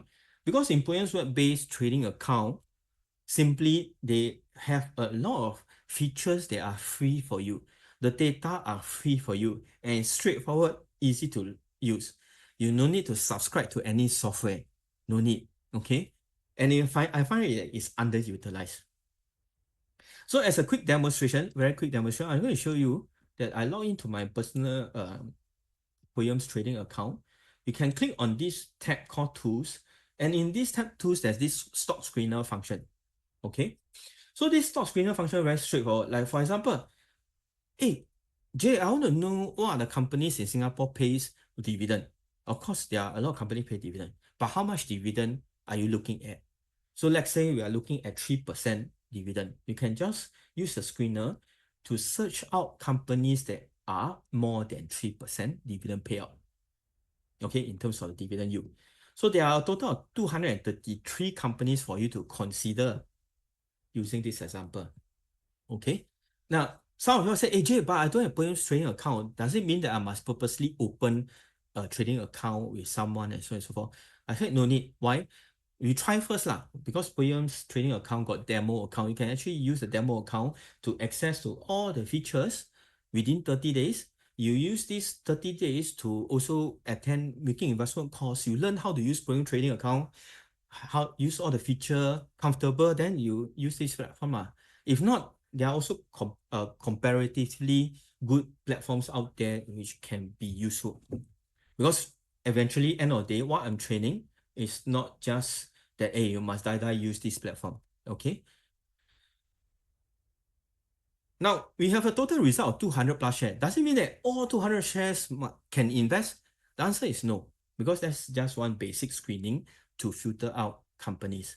So what I do is that in my making investment course, you're going to have hands-on practical session.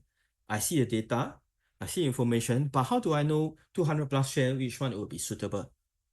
Or maybe some of you could have, hey, Jay, I already invested in some share. Jay, how? What do you think in future? How? Of course, I will not tell you whether this company in future, how good is it, because I'm not God, I will not know. But what I can help you is that I'll guide you.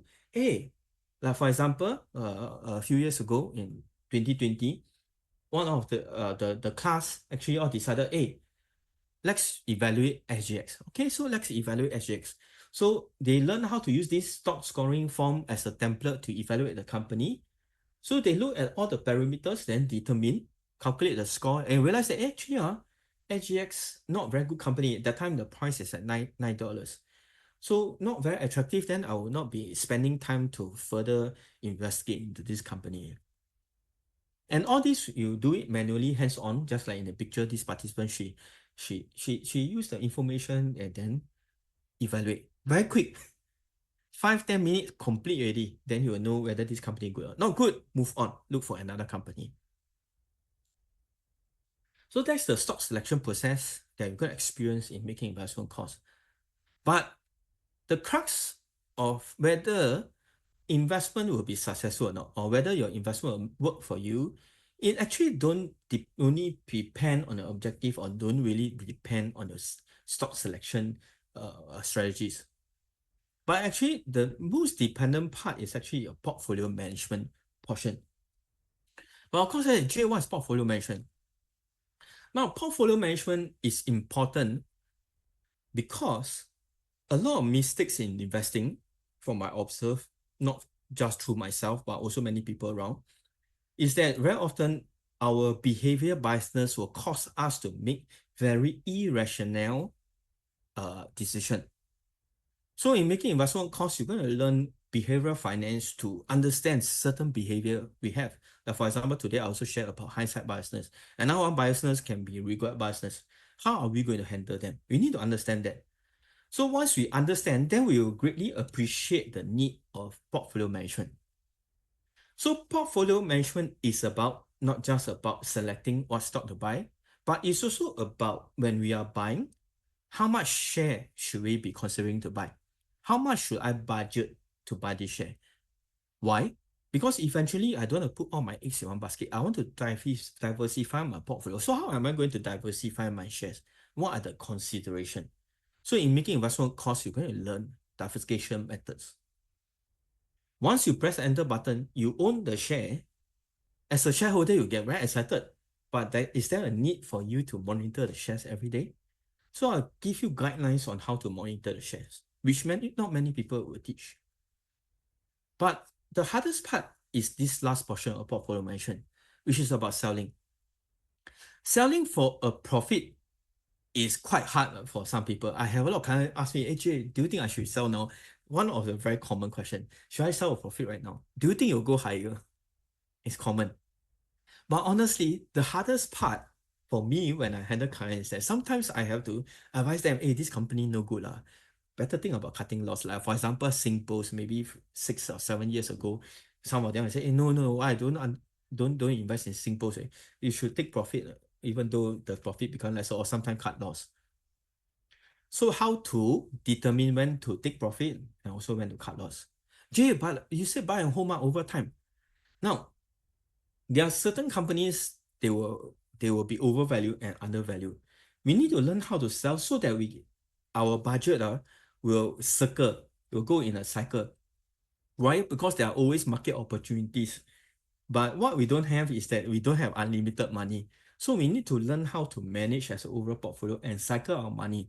The faster we circulate our money, the faster return we can achieve. So that's portfolio management. Outside, a lot of courses are focusing in teaching you how to select stock, how to buy. That's all. But in making investment course, you're going to learn the full aspect of portfolio management, the full aspect of wealth management in terms of investing in shares. That's where my expertise is. So the course have to be broken down into 3 parts, but each part will have serve its specific purpose so that you will learn things step by step over time. In part 1, we'll be focusing on selecting stocks using fundamental analysis.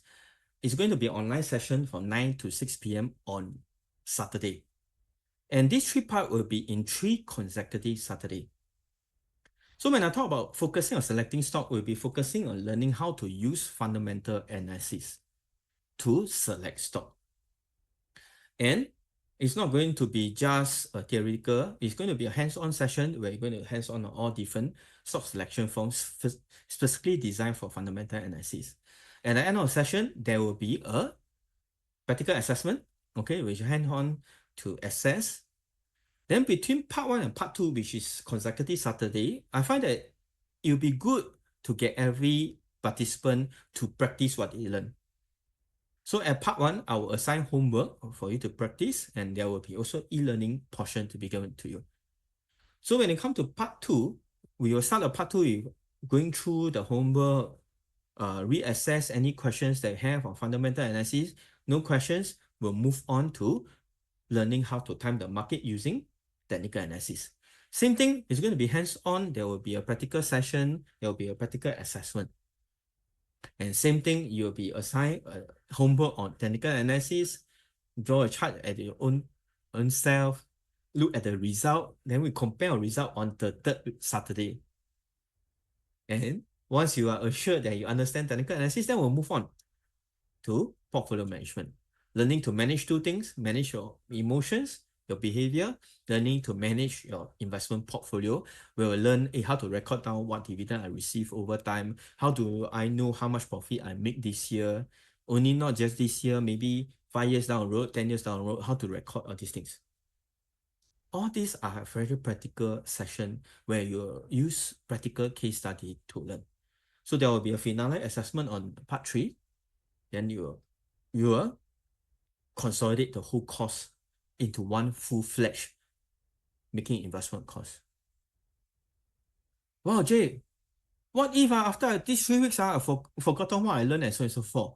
Don't worry, as long as Cybercode, me, Jay, making investment course is still around, we will still be supporting you.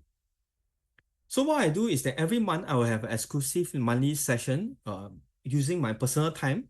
I don't charge it, okay? It's my passion to really help every past graduate to continue to practice what they learn. So every month there will be market review. I'll talk about Singapore market, how I think sometimes I may get it correct, sometimes I get it wrong. If I get it wrong, so how do we look into a perspective? How do we manage? What are the months that we should be looking out for? All these are things that you cannot learn just by the three Saturdays. It's learned out of real life situation or real life context. So that's where the exclusive monthly sessions will benefit you. Not only that, because this is IBF accredited course, you have IBF certification, which allows you good job opportunity in the financial industry itself. So before I pass the time to Andy to explain how to sign up the course and so on and so forth, I think in this past 1.5 hours, I hope that you will see the need, the importance of investing in the market and how stock market can help you with not only your desired lifestyle, but also to build a good sum of money or good wealth into the future. But to do so, of course, you need to take the first step to learn how to make an investment work for you. So to encourage you to sign up for the course, I think the best thing I can offer is not to just to reduce or find IBF to subsidize the cost and so on and so forth. I think the best thing is that you can learn not just through this Zoom meeting and learn things, but you can learn in a more personal touch level. So you sign up a course, you will be getting a free one-to-one private or personal coaching. Okay, this is important because why? Different people have different needs, different questions they want to answer. Sometimes in class, they find it very paiseh to ask. But if you have one-to-one private coaching session with me, hey, we can chit chat over coffee. You can buy me a coffee, but of course, I can also buy you a coffee. So it's a personal relationship. Because nowadays, everything, I can learn online and stuff. But what you can really not learn is having a relationship and experiencing and learning from one another. That's what the best in making investment work course I can offer to you. So I hope that through my passion of wanting to help you and get you to the level of knowing how to make an investment work for you, it really strongly encourages you to think about signing up for the course. So please stay tuned for Andy to explain to you. But before I pass the time to Andy, I want to thank everyone, especially for Iris for responding to me, okay, just now. Yeah, I hope one day you'll be able to learn how to make your investment for you to finance for your travel in future. With this, I thank everyone for your time, and I would like to pass the session to Andy. Andy, please. Oh, hi. Yes, thank you very much, Jay. Thank you very much Yes. for those to stay on for this last an hour plus session. Now, indeed, what Jay did mention to you as an investor, a trader himself, and then slowly moving on into a trade investor, from a trader to investor.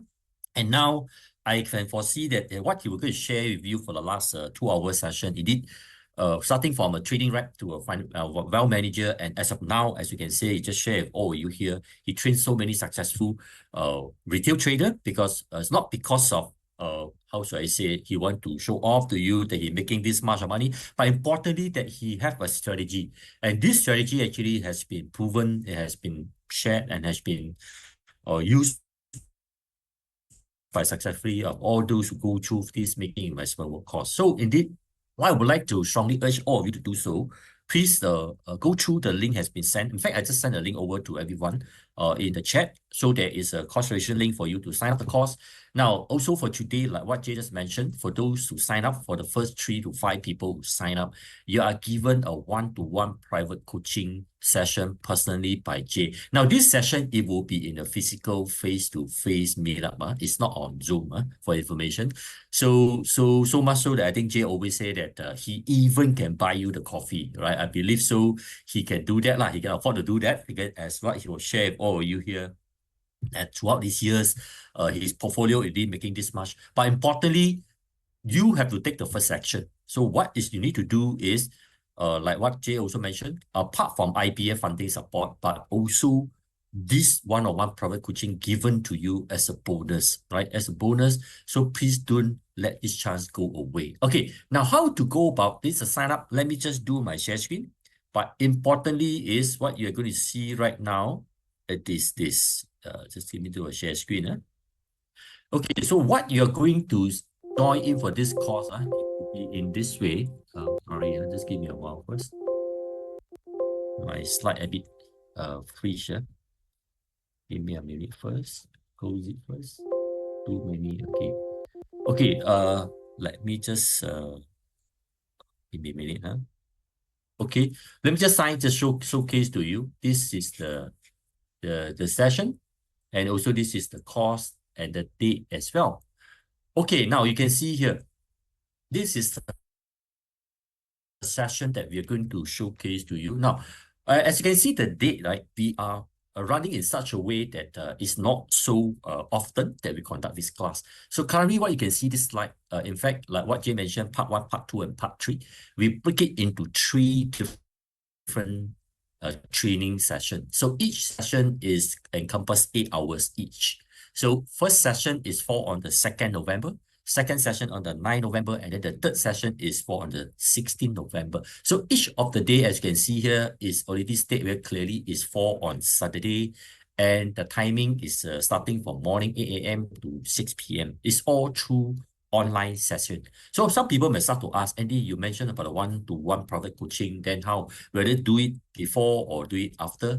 So most probably it would be do it after, which is always Jay will do that, right? So once you complete the session, the last session on the 16th November, and then Jay will be in contact with you to call you up or you send you an email, and then you invite you out to any of the place, but most of the time will be in the town area to meet up in your, maybe a nice cafeteria, and then he will or buy you a coffee, and that is a time that basically you can have this personal one-on-one coaching session with our trainer Jay Chia, right? So this will be given to those who sign up for today. So I can see the full cost fee. The full cost fee itself, it will ask me, is already a very worthwhile value with this course, because it's come with the strategy, it come with the knowledge of what Jay has been imparted for the past 18 years for himself, has been invigorated. He can actually share with all of you here.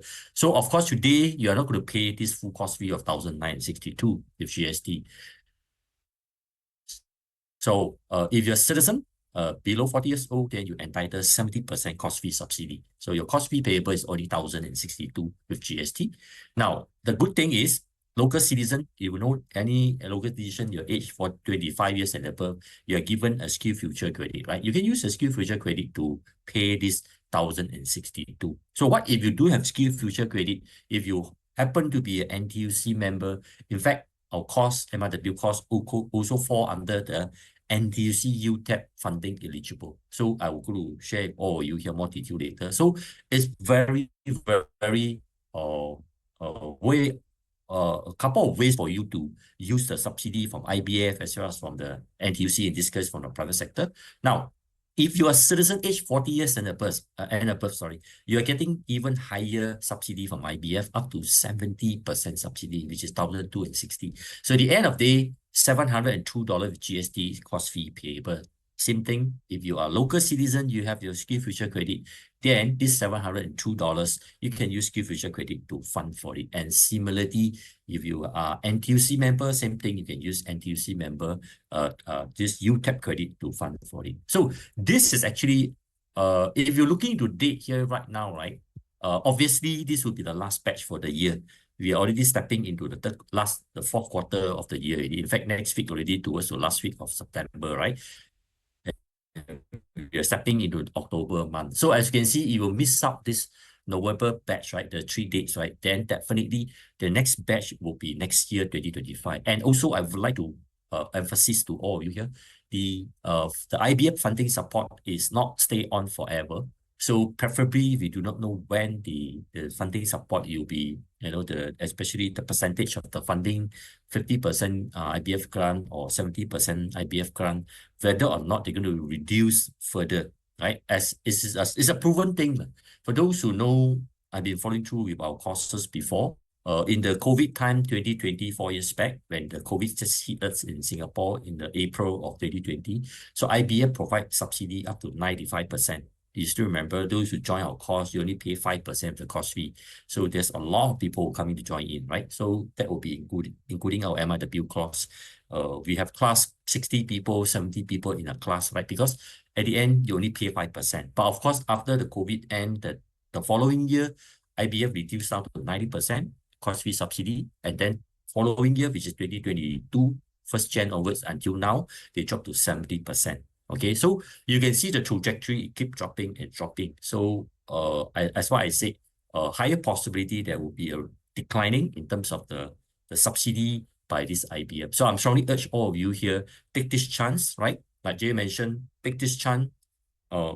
Nothing to lose, right? Because at the end of the day, you only have to fork out these 3 days, right?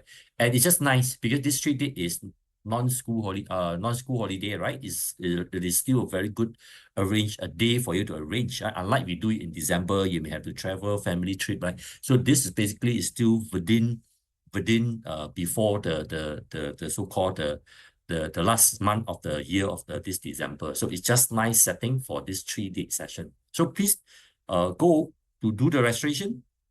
So I think the link has been sent to everyone here for your registration. So pretty easy. Let me just run through with all you how to do the registration. In fact, I post 2 links there, right? So let's say, for instance, you want to sign up for the course. You just click on the MIW 2024. So when I click on the link, right? Okay, give me a minute. You click on the link here, then it will come up to a page. Okay, it will come to a page, then I can show you. Then you can do the registration already. Okay, let me just put it here. So when I click on the link, right, it will come to this page. The page title is MIW stands for Making Investment Work Course Registration Form 2024. So you click on the selection of course date. So there's only one course date available, which is the 2nd, 9, and 16 November. Select that, and then you've got to fill up all those required field, detail applicant. Basically, most of you is compulsory field. Please fill up, and then you select self-paying individual, and then move all the way down. Over here, we explain to you the different sponsor percentage, which is already shared for you earlier on. So we have all the 4 payment selection: we have SkillsFuture credit, we have Visa, Master, we have PayNow and PayLah. Let's say you want to go for SkillsFuture, you select SkillsFuture, okay, and then you click submit. Once you click submit, it will be automatically be able to capture your personal particulars, and then there will be an auto email notification to send to you to show proof you have successfully submitted the course, your name for this course. So let's say you want to move forward to join in for the course to make payment. If you are local citizen, you have SkillsFuture credit, that's where you come to the same link, you select SkillsFuture, then you click here. Or if not, you can just click the link I just sent earlier on. Remember, I just sent to everyone in the link, right? This link, yeah, let me just show it to you. I remember the link, this one, quite a long link, the SkillsFuture, right? Okay, those who want to go for it, just click on that. But remember, you have to use SingPass to sign in. So I click on this link. Okay, I just click on this link, right? Okay, give me a minute. A bit freeze. Okay, then it will come to this. It will show you, it straight away come to a landing page of the SkillsFuture page. So you see our course, Making Investment Work course, is already pre-captured in the SkillsFuture portal. Okay, and you capture the full course fee before GST. So what I need to do here, you go to e-services, click on the e-services, and then you come out all the various boxes. So I click on the first box, check and claim SkillsFuture credit, and immediately you pop up the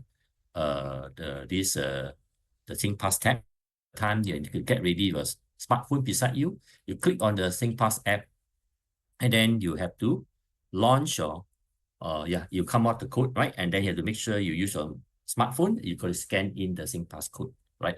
Because nowadays, as we all know, right, for security reason, you got to sign in with SingPass. I think most of the bank also do that nowadays. Okay, now once you sign that, straight away you link to your personal page. Because I signed with my personal SkillsFuture credit account, so you can see on my top right corner, you can see you appear my name, and underneath of my name there will be a credit balance, right? So over here you can see I have this credit, so I can even click on the forward symbol. It'll break down all the dollar that I have, right? So currently our course, Making Investment Work course, you can use the first column called opening credit, as well as the one-off SkillsFuture top up. So the next SkillsFuture mid-career credit, this credit currently cannot be used for SkillsFuture credit. For our financial course. So it's preset by the SkillsFuture Singapore. So as you can see here, it's only for selected course. So if you have not used your first credit 500 or the second 500, then you can use it. And then what you need to do here, you need to click on submit a claim. You click on submit a claim, you come up, you select a course to submit a claim. And that's where I key in the Making Investment Work course, right? So I need to key in manually, okay? And then you can do the submission already, okay? And then you can see key in the second word will come out. I just select it, you search it, and see our course will be appear there. The course ID training provider, it will appear here, and then I just click on select. Once I click on select, it will come to another page. I got to key in the course start date. Okay, so it pop up a course start date calendar. I click on the calendar, and then I mouse over to the course date. So the course date is on the 2nd November, right? So I select 2nd November, I click next. So once I click next, you come up to this page, right? You need to fill up these three column, amount of credit to claim, fee payable by you, including GST, and also going to upload the supporting document. So what is the amount of credit to claim and fee payable by you? So earlier on, we did mention about this, right? So if you fall under this tier, citizen below 40 years old, this is your fee payable, 1062. So if you're citizen age 40 years and above, this is your fee payable, 702. Okay, so it depends on which. Okay, so take for instance, I'm above 40, I key in 702, and then fee payable, I also key in 702. Okay, once I've done that already, then I go to upload the supporting document. So remember earlier on, we did mention you got to fill up the form, right? So this form, we just mentioned this form, right? Making investment MIW cost registration form. This form will be served as a supporting document. You got to fill up all those details. Once you fill up all those details, then you have to click on submit. Select SkillsFuture, you submit, then you receive a cost registration form in PDF format. So that form, that PDF form, will be served as a supporting document. So remember, you got to save it in your local drive. So once you've done that, let's say you save it earlier, you just click on browse. Let's say you save it under desktop, right? Example, let's say you save it under, this say example, this is your file that you save, right? Click open. And then it will, in a short while, it will preload your file, right? So before you do a final submission, there's a review tab.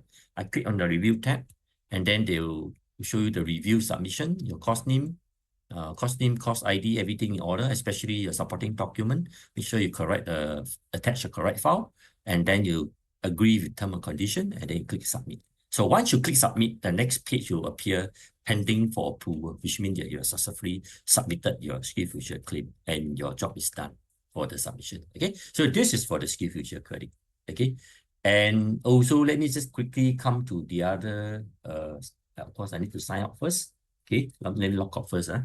Then I'll go to the other three payment types. So we also provide Visa, Master, P&L, and PayLah. Let's say you select Visa, you click here, it will go to another page. Right, you go to a payment page, right? That will be our personal, our office, company page. You select the courses. You're going to move to making investment work course. And then you can click on the tab here, it will show you. Of course, the September one is already closed already. So we only open up for the November. You select November. And then same thing, let's say if you are above 40 years old, key in 702. And then order note, just key in MIW. And then on the right side, there's a billing information. That's where you can fill up all those required fields, the detail, the address. Once you've done that, you click next tab. And the next step, you appear with two payment interface, Visa card or MasterCard. You just select either one to submit your the payment itself. Okay, this is for the online payment. We also accept Pay Now or PayLah. Of course, you pay now, you're going to link up to your any of your retail bank account, whether it's OCBC, POSB, or UOB bank account. And then once you link and launch your online app, online payment app, then you click on the QR code and then you scan the code. You go to your Pay Now and scan this code, and then you auto link to our company page of Cybercode, and then you key in cost name MIW, cost fee payable 702 or 1062, and last but not least, got to key in the company UEN number because you pay through company. Then you submit. Once you key in submit, you straight away debit from your bank, and then there'll be payment acknowledgement, same thing. So same apply for PayLah, it do the same step. Okay, so these are the four payment selection provided for all of you here. So let me just quickly come back to the slide again, and then also go through some question. Basically, maybe if any of you have not, you have any question. So if any of you have question pertaining to the fee, the tier, please raise it right now. Maybe I open up another 3 more minutes to 9 p.m. So now it's another 3 to 4 minutes to 9 p.m. So you can post a question into the chat or Q&A. So I'm more than happy to answer all your questions. Of course, over here, we also have the contact name and email for you to reply us. So if you if you would like to reply, you can do so as well. Okay. So same thing. Remember earlier on, I did mention if you are currently a NTUC member. So NTUC member, a good thing is like you can first thing first, you have to ensure you are membership are valid. Your citizen, I'm sorry, your NTUC membership are valid, right? And then you are basically what you need to do here, you will fall under this tier. This fee of 1,062, you got to pay to Cybercode using PayNow or PayLah. Once you make payment already, then you claim back the fee after the course completion. So the last day of the class is on 16 November. So you only can start claim back the following Monday, which is on the 18th of November from company Cybercode. Okay, so that is for the NTUC UTEP funding works. So people may start to ask common question. And I also Citizen Skill Future credit. I also have some credit. I also NTUC member. Can I use both to make this remaining payment after the IBF subsidy? So you can't. So if you decided using Skill Future, then of course you are using the Skill Future to make payment. But let's say a common question, Skill Future, you only have $500 left in your account. So it will fall under this 1,062. Then how? So the difference of the balance, right? Let's say 500, you key in the fee payable, and then the difference 562, you got to use PayNow, PayLah to make the difference. Same apply for the citizen above 40 years old. Okay, so it except for this payment arrangement. That means Skill Future, you accept a partial payment, Skill Future payment, and to add up with the remaining payment using your PayNow, PayLah to make the difference. But unlike for NTUC UTEP, you got to pay the full of 1,062 or 702 to Cybercode, and then you only claim back after the course end, which is 17 November. Because 17 November is on Sunday, right? So you only can start claim on 18 November onwards. Okay, so there's a question coming. Other nationality is normal cost fee, correct, Sylvia? So yeah, I think Sylvia, you raised this question. So thanks for raising this question. So if you're a non-citizen or non-permanent resident, the cost fee payable will be 1,962. I mean, you ask me, it's still very worthwhile because the full cost fee is 1,008 before the 9% GST. So with the 9% GST is 1,962. Yes, Sylvia, what you say is correct, is 1,962. Okay, so to sign up, same thing, click on the link. The link has been sent to every one of you here. So I mean, important is like you know the value of the cost, like what Jay just mentioned. Okay, he himself, he been as a stockbroker with Philip, so he know the value, he know the cost itself. In fact, making investment work cost is, I think this year we're stepping into easily 14 or 15 years already with Cybercode. Even right before the IBF funding cost, which is before April 2020, right? Yeah, because COVID is on year 2020. We have been promoting this MRW course even 3-4 years even before the COVID. 4 years, I think, before COVID. So you can do a calculation. MRW class is already running in a row with Cybercode is close to 10 years already. With the funding is more than 4 years. Then before funding about 4 or 5 years, right? So it's considered one of our anchor course running within with Cybercode, which of course with chia himself. Okay, so please take this chance. For those who are ready, click the link and registration. So Sylvia, yes, correct. Other nationality is a full course fee, which is 1,962 with GST. So just to let you know, the training material is in hard copy. Okay, although this class is conducted via Zoom online setting, but the training material we will prepare in hard copy, and it will be couriered over to your mailing address, right? Because you key in the form, there's a mailing address, right? We will arrange it, or of course, admin, you arrange it to dispatch the courier this training material over to your residential address, your living address, before the class start. 2 days before the class start. So let's say November you start the class, like 2nd, like so latest by the last day of October or 29 October, you should receive a training material in your doorstep.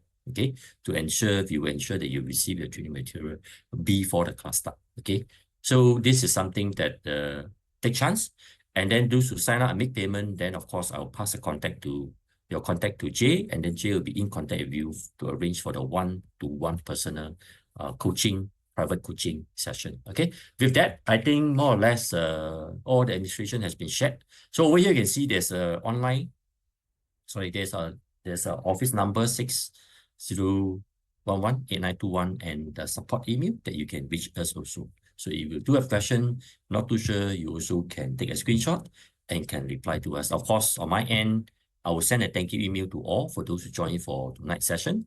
So at least for you, those who have question, you still have question to ask, you still can reply me when you receive this thank you email. Of course, you also can register through the link because I will provide you the course registration link as well. Okay. With that, thank you very much for all your time and very looking forward to see you then in our upcoming class of making investment work course, right? So see you then. Good day to all. Bye.